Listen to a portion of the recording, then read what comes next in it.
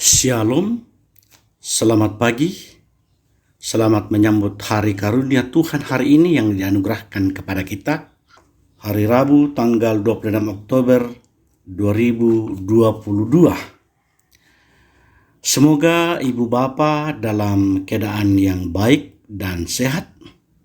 Mari kita memulai aktivitas kita hari ini dengan membaca dan merenungkan firman Tuhan yang terambil dari Matius 21 ayat 28 sampai dengan ayatnya yang ke-32. Matius 21 ayat 28 sampai dengan ayatnya yang ke-32. Namun sebelum itu mari kita berdoa. Ya Allah, ya Tuhan kami, di pagi indah ini kami hadir merendahkan diri. Kami hadir memohon kepadamu. Ya Bapa, kami akan membaca, mendengarkan daripada sabda kebenaran-Mu. Ya Roh Kudus, kuasai kami agar firman-Mu ini mengambil tempat yang layak dalam hati kami. Bersabdalah Tuhan lewat hamba-Mu, karena kami anak-anak-Mu telah siap mendengarkan. Dalam Kristus Yesus kami berdoa dan bermohon kepadamu. Amin. Firman Tuhan dari Matius 21 ayat 28 sampai dengan ayatnya yang ke-32.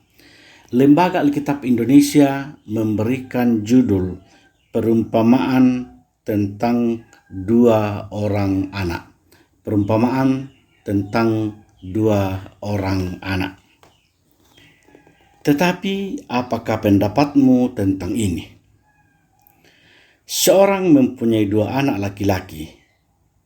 Ia pergi kepada anak yang sulung dan berkata, "Anakku, pergi dan bekerjalah hari ini dalam kebun anggur." Jawab anak itu, "Baik, Bapa." Tapi ia tidak pergi. Lalu orang itu pergi kepada anak yang kedua dan berkata demikian juga. Dan anak itu menjawab, "Aku tidak mau." Tetapi kemudian ia menyesal lalu pergi juga. Siapakah di antara kedua orang itu yang melakukan kehendak ayahnya? Jawab mereka, "Yang terakhir." Kata Yesus kepada mereka, "Aku berkata kepadamu, sesungguhnya pemungut cukai dan perempuan-perempuan sundal akan mendahului kamu masuk ke dalam kerajaan Allah.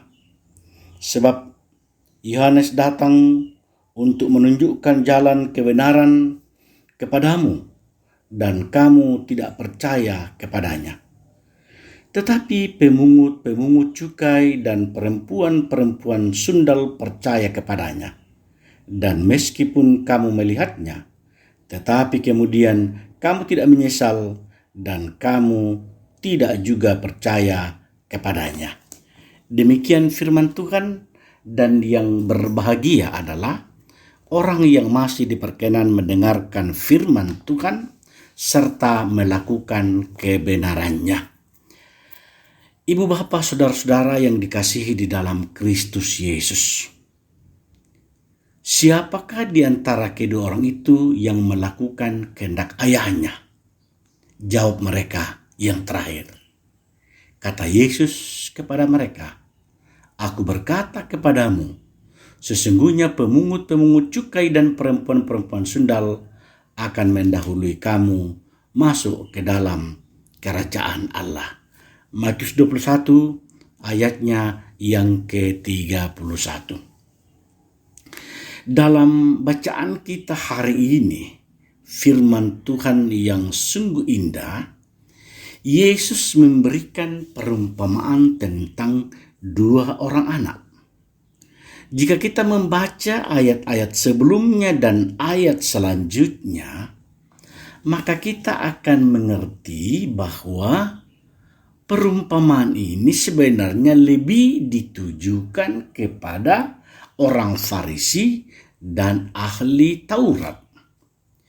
Yesus sendiri memberi perumpamaan tentang seseorang yang memiliki 2 anak laki-laki. Ia meminta anak yang sulung untuk bekerja di kebun anggurnya. Anak yang sulung pun berkata, "Ya," tetapi ia tidak pergi. Kemudian orang tersebut pergi kepada anak yang bungsu dan meminta hal yang sama. Anak yang bungsu berkata tidak. Tetapi kemudian ia menyesal dan akhirnya pergi juga bekerja ke kebun anggur. Ayat 28 sampai 30 bacaan ini. Kalau kita perhatikan secara jelas teks ini, jika Yesus menanyakan hal yang sama kepada ibu bapa, saudara dan saya, kepada kita semua, siapakah di antara kedua orang itu yang melakukan kehendak ayahnya? Kita pun akan menjawab sama dengan jawaban orang Farisi dan ahli Taurat, yaitu anak bungsu. Karena walaupun ia berkata tidak, tetapi ia akhirnya melakukan apa yang diminta bapaknya. Hal ini merupakan gambaran orang-orang Israel pada waktu itu, pada waktu dulu, terlebih orang Farisi dan ahli Taurat. Tuhan memilih bangsa Israel sebagai bangsa kesayangannya, menuntun mereka dari tanah perbudakan di Mesir hingga menuju tanah perjanjian di Kanaan. Namun, kemudian mereka memberontak dan dibuang lagi dari tanah perjanjian tersebut. Tetapi Tuhan masih sayang bangsa Israel. Tuhan masih peduli kepada bangsa Israel. Tuhan mengembalikan mereka ke tanah perjanjian. Bahkan menjadikan bangsa Israel sebagai bangsa di mana Mesias akan diutus. Namun, walaupun Tuhan Yesus turun ke dunia ini kepada bangsa Israel, mereka justru tidak percaya kepadanya. Saudara-saudara, setelah dibaptis oleh Yohanes dan kemudian dicobai oleh iblis di padang gurun, selanjutnya Yesus pertama kali menyampaikan firman Tuhan di dalam rumah-rumah ibadat. Kita bisa baca dalam Lukas pasal 4 ayat 15. Bahkan ketika masih berumur 12 tahun, Yesus sudah berdiskusi, berdialog, bertanya jawab dengan para imam di bait suci di Yerusalem. Lukas 2 ayat 46. Oleh karena itu Yesus awalnya memang menyampaikan kabar baik lebih dahulu kepada para imam, orang Farisi, dan ahli-ahli Taurat, karena mereka lah sebenarnya yang lebih tahu, yang lebih mengerti tentang kitab suci. Tetapi di sisi lain, mereka tidak mau mendengarkan ajaran Yesus.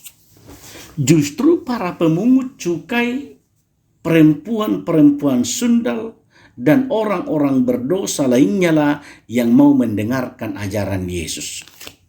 Oleh karena itu, Tuhan Yesus berkata, "Sesungguhnya pemungut-pemungut cukai dan perempuan-perempuan sundal akan mendahului kamu masuk ke dalam kerajaan Allah." Ayat 31 bagian B. Karena mereka lah yang lebih dulu percaya kepada Tuhan. Walaupun Tuhan telah mengutus nabi-nabinya. Terakhir Tuhan mengutus Nabi Yohanes Pembaptis pada waktu itu kepada orang Farisi dan ahli Taurat. Tetapi justru para pemungut cukai ini dan perempuan sundal lah yang percaya kepadanya. Walaupun orang Farisi dan ahli Taurat melihat dengan mata kepala sendiri, namun mereka tidak percaya. Mereka pun tidak menyesal atas dosa-dosa mereka. sangat berbeda dengan pemungut cukai dan perempuan sundal yang menyesal atas dosa-dosa mereka dan bertobat dari segala dosa mereka. Ayat 32 sangat jelas dalam teks ini. Maka jika kita tarik perumpamaan itu dalam konteks ini, dalam situasi dan perkembangan kita di Toraja secara khusus di Jemaat Sion ini, Tuhan tidak butuh orang-orang yang hanya berkata, "Ya Tuhan, yes," tetapi tidak mau melangkah. Seringkali Tuhan memanggil orang-orang percaya untuk melakukan sesuatu bagi Tuhan. Tetapi banyak orang yang percaya yang hanya berkata, "Ya," tetapi tidak mau.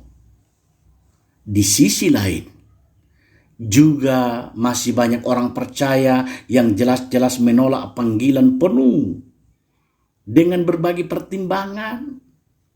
Misalnya, Tuhan, kalau aku menjadi hamba Tuhan, memberikan diri secara penuh, nanti anak-anak aku mau makan apa? Atau Tuhan, aku masih belum pintar menyanyi, aku belum bisa menyanyi, aku tidak tahu menyanyi. Nanti saja kalau aku sudah pintar, aku bisa menyanyi, baru aku melayani di gereja. Ataukah memberi alasan, aku kan belum kawin, aku kan belum berkeluarga. Nanti kalau sudah berkeluarga baru memberi diri untuk Tuhan. Saudara-saudara, Tuhan membutuhkan respon dan tindakan nyata dari ibu bapa, saudara dan saya.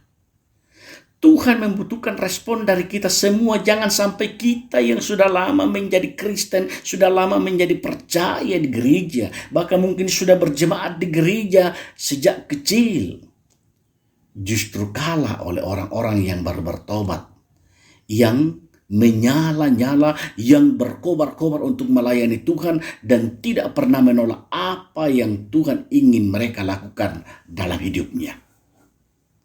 Karena itu ibu bapak saudara-saudara, marilah kita mengintrospeksi diri kita masing-masing.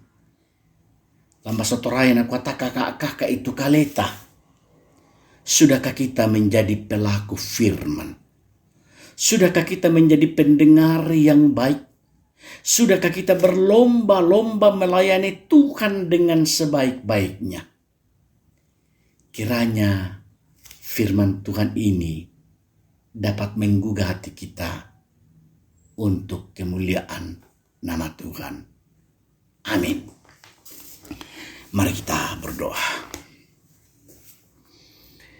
Ya Allah, ya Tuhan kami, Bapa yang rahmani dan rahimi, Bapa yang kami sembah di dalam Kristus Yesus. Terima kasih firman-Mu yang Engkau perdengarkan kepada kami. Kami berdoa untuk seluruh umat-Mu Tuhan, dalam pekerjaan, dalam aktivitas masing-masing. Engkau yang memberkati, Engkau yang melihat. Biarlah ya Bapa, setiap umat-Mu boleh bekerja dengan baik, dengan tekun. Mereka boleh mengangkat tugas itu untuk kemuliaan bagi nama-Mu. Sebagai pegawai negeri, sebagai ASN, sebagai pengusaha, sebagai orang yang menuntut ilmu, apapun usaha, apapun yang dilakukan oleh umat-Mu, oh Tuhan, tolong dan kasihani. Demikian pun kami berdoa untuk orang tua, para lansia, kiranya Engkau memberikan kekuatan, kiranya Engkau memberikan topangan, agar para orang tua kami, para lansia ini, boleh bergairah, bersemangat untuk memuji, memuliakan, memasyurkan, dan mengagungkan nama-Mu di dalam hidupnya, bahwa hidupnya ini hanya karena anugerah, karena pertolongan Tuhan. Demikian pun Tuhan, kami berdoa untuk saudara-saudara kekasih kami yang sakit, baik yang dirawat di rumah sakit maupun yang dirawat di rumah, atau tidak berdaya dalam kehidupannya. Kami percaya, oh Tuhan, kiranya Engkau mengasihi mereka, memberkati mereka. biarlah di dalam ketidakberdayaan mereka boleh dibangkitkan, mereka boleh bersemangat, mereka percaya bahwa ada Tuhan yang senantiasa menolong dan mengasihi mereka. Demikian pun Tuhan, kami berdoa untuk bangsa dan negara kami. Kami rindu untuk menikmati kedamaian, ketentraman, dan kesejahteraan. Kami rindu untuk menikmati sukacita. Oh Tuhan, berkati pemerintah kami, berkati bangsa dan negara yang tercinta ini, agar di dalamnya kami boleh menikmati sukacita. Demikianlah Tuhan, kami sampaikan doa, syukur, dan permohonan kami. Dalam Kristus kami berdoa. Amin. Ya, Ibu Bapa dari Bukit Sion, kami menyampaikan selamat beraktivitas. Tuhan memberkati kita semua.